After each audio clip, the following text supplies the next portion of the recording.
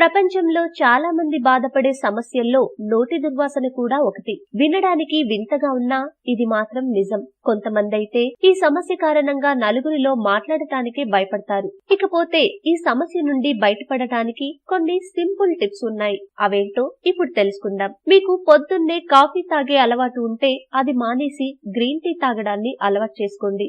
జర్దా, మందు తాగడం, పొగ తాగడం వంటి అలవాట్లను వీలైనంత మేర తగ్గించుకోవాలి. మానుకుంటే ఇంకా మంచిది కూడా. ఇంకా రోజు భోజనం చేసిన తర్వాత 4 నుండి 5 పుదీనా ఆకులు నమలాలి. పడుకునే ముందు బ్రష్ చేయండి. అలాగే వారానికి 2-3 సార్లు ఉప్పుతో బ్రష్ చేయండి.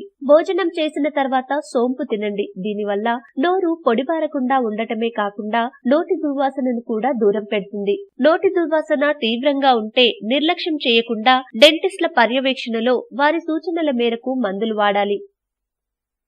మీకు ఈ వీడియో నచ్చితే లైక్ చేయండి, మీ ఫ్రెండ్స్ తో షేర్ చేసుకోండి, కానీ సబ్స్క్రైబ్ చేయడం మాత్రం మర్చిపోకండి. Thanks for watching.